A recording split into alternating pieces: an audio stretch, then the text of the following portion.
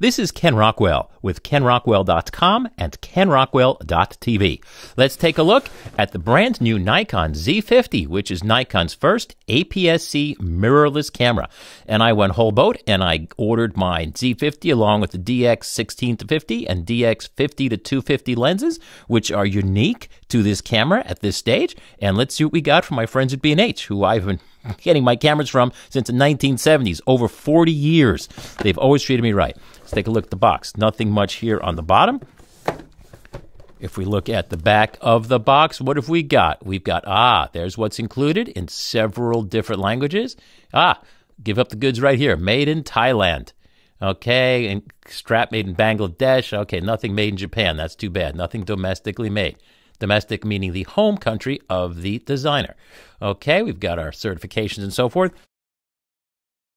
California warnings. Give me a break. I'm going to get cancer from my camera. Oh, I guess I won't buy it. Here's the end of the box. This is important. If you want to see if you got an American dedicated version, so you actually have a warranty in the USA, you'll notice it says US. Z50BK means black, US, and WZ means wide zoom kit. So we've got the kits there. Here are the serial numbers of the three items. I'm presuming one is for the body, and these two should be for the lenses.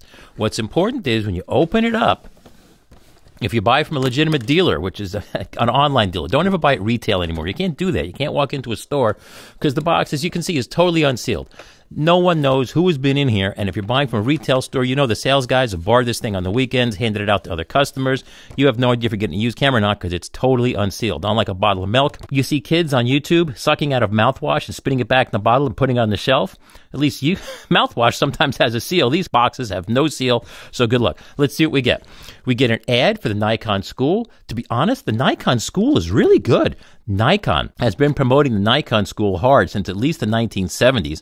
I actually went to one of them. What it is, it's not a school so much. It's a seminar where you sit in the hotel auditorium for about 3 hours, and it's actually really good because when I went, they had really good guys teaching it. They're really enthusiastic. They're all about how to get out and take pictures and get you incentivized and enthusiastic about getting out there and taking pictures and showing you how to take pictures and doing things like going into a store and simply just having the guts to ask permission, like, hey, can I take pictures of your, gumball dispenser? And it was really good. It was not equipment-based, and the guys are honest.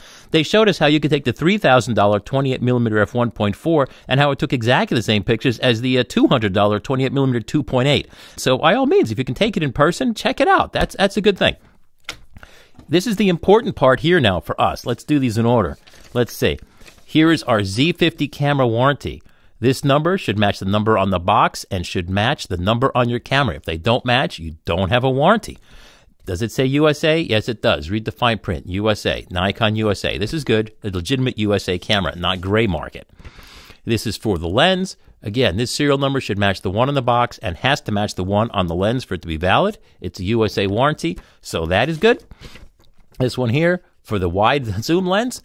Again, check the serial numbers when you first get your items, because if you don't, then you go need to have a warranty. You may discover if you bought from some dealer not on my recommended list of dealers that they may have shipped you a gray market camera, meaning you'll have no warranty in the U.S. Here we go. We have an Espanol Manual de Usuario for our friends south of the border. There's no French manual for our friends north of the border. And here's the English manual. It's not that big, but it's probably just the right size for what we need. And it's all in English. And the Nikon manuals are usually, well, no news. They're usually the Nikon manuals. They're not great. And I usually publish free, plain English user guides on my website once I get familiar with these cameras. Again, this is a virginal unboxing. I have no idea what to expect. So let's see what we got. I'm going to guess, by feel, feels like camera, accessories, small lens, big lens. Let's see what we got. Saving the good stuff for the first thing here. Again, totally unsealed. You buy this at a retail store, you'll have no idea if this camera's been used. They're unboxed by me. We have a little screen protector. Let's take a look here. We've got a little screen. Looks like it's going to be a touch screen with some numbers on it. Made in Thailand. Very good. What does the screen do? The screen can go up. The screen can go down. Whoa! The screen go... Since we're looking at the front of the camera, it's got Nikon's big fat Z mount with a teeny weeny little sensor. It's got two function buttons, just like the full frame Zs. Lens release button where you want it, not hidden in here like Fuji and Sony do it. On the side where you can get to your lenses. This is nice. No lock. I'm not a fan of the lock buttons. I don't have a problem with knocking these by accident. U1 and U2, excellent. We'll see how well in my review if it actually memorizes everything when you program those. It's got a real 4-way controller, sadly lacking today on Fujifilm's cameras. Menu, whatever. Aha, God bless them. The play button is where we need it, on the right-hand side of the camera, so we can... Do you folks see this? This is all one-handed shooting here. You can shoot all day long. Everything you need is within reach of your thumb. This is the monitor control button. I never want to press that. That usually activates which monitor or LCD comes on, and I always leave it on automatic. On and off, ISO. This is really nice. I'm liking this camera.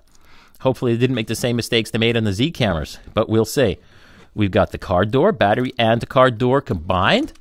What have we got? There's the battery hole. There's the card hole. Looks like a pain to get to, but oh well. And the little grip.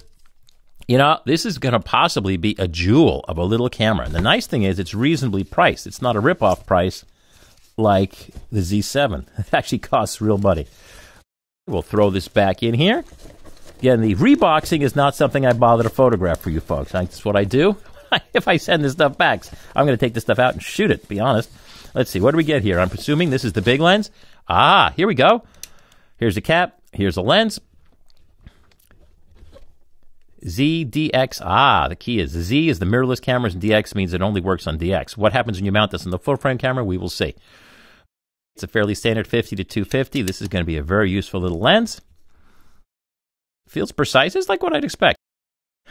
It's a plastic mount. Okay, it's a cheap lens, but as history has shown us, these cheap lenses today usually way outperform the very expensive lenses of the past because we constantly get smarter. Hey, this is nice.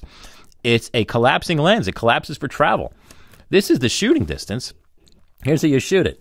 This is for shooting, and to store it, it collapses. I love that. This is a ring. I'm assuming it's usually focused, and you can program it to do what you want. It's a laser engraved serial number, made in Thailand. Focuses to 1.5 feet. That is really good. That is really, really good. What happens is telephoto lenses, oftentimes you can't focus close enough, and then... you missed your shot. That's an incredibly important thing in terms of expanding the operational envelope over which the camera can take pictures. This is a jewel. This is our standard lens. This is the 16 to 50. It focuses down to, 2/3 of a foot. I love that. Look at this little baby cap, which is a 46. I miss the good old days when everything was 52. Any case, here's our little lens. It's 100% plastic. Oh, it collapses. I love that. This is beautiful. I'm going to, that's just it. I've never touched one of these before. I'm going to like this camera a lot more than I thought. This is going to be what you want from mirrorless. Whoa, look at that big fat mount. Okay, whoa, look at that big fat rear element. This circle here, this is all glass. That is showing us that they're taking the optics of this very seriously. Tiny on the front, big on the back, kind of like a mullet. Okay. Gotta love live TV. We've got, the certifications are molded in. The serial number is lasered in. And it's got a transit cap. This cap really isn't that useful, but let's face it, people who buy these cameras probably aren't trying to carol around with 18 lenses. What do we have in the box? Let's look at the goodie bag here. We've got a strap. I never use these straps. I use whatever other straps I usually use. Just because I don't like to advertise for Nikon. They don't pay me to do any of this stuff, which is amazing. This is a USB. This is a micro USB cord. Here we have a battery. A battery with a little safety cap, so if you put it in your pocket, it doesn't explode when it short circuits with your keys. This little guy is Chinese cells assembled in Taiwan. Good luck on that. It's a little guy, ENEL25. Okay, 8.5 change watt hours. It's funny. Why am I putting this all back? Because as soon as I'm done shooting this video, I'm going to put it all together and go shoot this little devil. Charge the battery and shoot. Here is, I hope I don't have to use this. I hope it charges by USB. Thank you. Thank you very much, the powers that be. Because here we have, this is a little stiff, but this is a legitimate folding plug. So you can plug it in the wall, and when you're traveling, you can do that. The chargers they include with their FETs, DSLRs, and full-frame mirrorless are awful because they have these weird stubs. Why on earth we have some tape here? I don't know. But I'm not going to take that off because I don't care. I'm hoping I never have to use this charger. Hope I can charge via USB. Why? Because that way you don't have to carry this charger. The nice thing about having the charger is that if you have 2 batteries, you can charge them both at night when you get back from shooting. And that's it. That is the official first unboxing of the Nikon Z50 kit, along with its 2 lenses, which are dedicated to this camera. I thank you again for watching Ken Rockwell, and KenRockwell.com, as brought to you today on KenRockwell.tv.